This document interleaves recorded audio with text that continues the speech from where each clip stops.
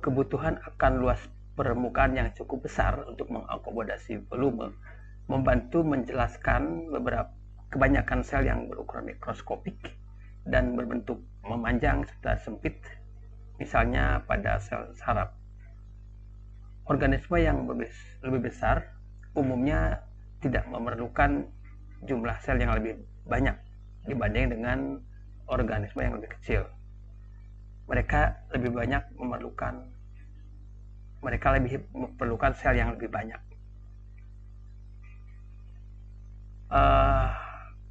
Sebuah rasio luas permukaan yang cukup tinggi terhadap volume ini sangat penting di dalam sel yang melakukan pertukaran banyak materi-materi dengan lingkungannya.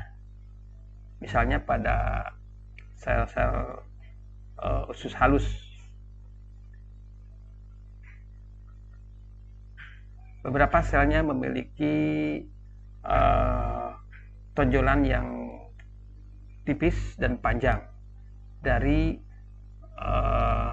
permukaan selnya. Tonjolan ini disebut sebagai mikrofili yang mampu meningkatkan area luas permukaan tanpa meningkatkan volume yang berarti. Hubungan evolusioner antara prokaryotik dan sel eukaryotik kita akan diskusikan nanti di chapter yang khusus, dan sel-sel prokaryotik ini akan digambarkan lebih detail di chapter 27. Sebuah pandangan atau tampilan panoramik dari sel-sel eukaryotik. Di samping membran plasma yang terletak pada bagian permukaan, sel-sel eukaryotik memiliki membran internal yang tersusun secara rumit dan luas, dan membagi sel ke dalam kompartemen-kompartemen atau ruang-ruang. Di awal disebutkan sebagai organel.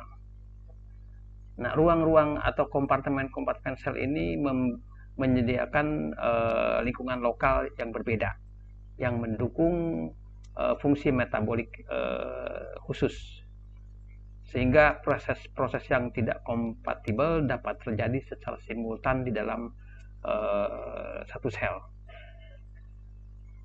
Membran plasma dan membran organel juga berpartisipasi secara langsung di dalam metabolisme sel, karena banyak enzim dibangun tepat di dalam membran.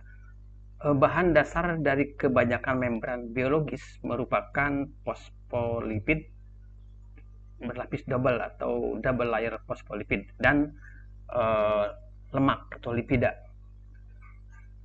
Menempel atau tertanam di dalam lipid ganda ini atau menempel pada bagian permukaannya berbagai jenis protein.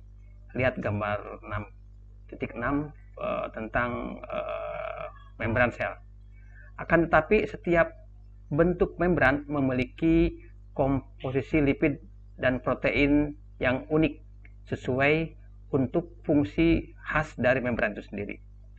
Sebagai contoh, enzim yang tertanam di dalam membran atau organel yang dikatakan organel mitokondria berfungsi dalam respirasi sel atau respirasi seluler ya.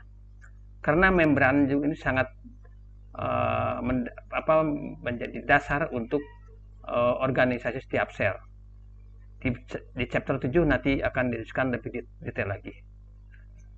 Nah, sebelum berlanjut kepada dengan chapter ini, periksa sel-sel eukaryotik pada gambar 6.8. Diagram umum dari sel hewan dan sel tumbuhan diperkenalkan dengan berbagai jenis organel dan menunjukkan kunci perbedaan antara sel tumbuhan dan sel hewan. Gambar mikrograf pada bagian bawah yang akan menggambarkan secara ringkas dari berbagai jenis tipe organisme